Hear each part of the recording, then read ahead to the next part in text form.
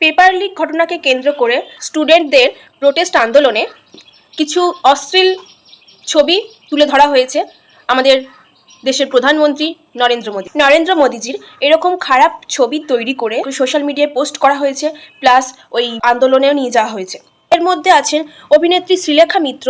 একজন অভিনেত্রী হয়ে কিভাবে প্রধানমন্ত্রীর কুরুচিকর ছবি তুলে ধরেছেন, এই জন্য ওনাকে থানায় অভিযোগ করা হয়েছে। শ্রীলেখা মিত্র পুরো ব্যাপারটা ডিনাই করছে, বলছে ছবিটা নাকি দেখেইনি উনি, না দেখে কি করে আপনি আন্দোলনে নিয়ে গেলেন ছবিটা নিয়ে। এইসব গুজরুবি গল্প ককরোচদের গিয়ে শোনাবেন। আবার এই দেখুন, এই ছেলেটা প্রধানমন্ত্রীর ছবিতে আগুন জ্বালিয়ে সিগারেট জ্বালাচ্ছে, এত বড় সাহস! কি সাহস চিন্তা করুন এদের। ওর বাবা বলছে যে এত সম্মানীয় একটা দেশের প্রধানমন্ত্রী, তাকে আমরা সপরিবারে সম্মান করি, কিন্তু আমার ছেলে এরকম কাজ করেছে, অবশ্যই শাস্তি পাওয়া দরকার।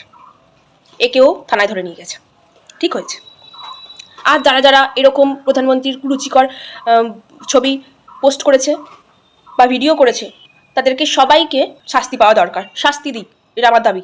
এত বড় একটা দেশের প্রধানমন্ত্রী, তাকে নিয়ে এত নোংরা কথা, এত নোংরা মন্তব্য, এত কুৎসিত কুরুচিকর ছবি বানানো, এগুলো কি উচিত মানুষের? এগুলো কি বোকামি নয়? এদের শাস্তি পাওয়া সত্যি দরকার।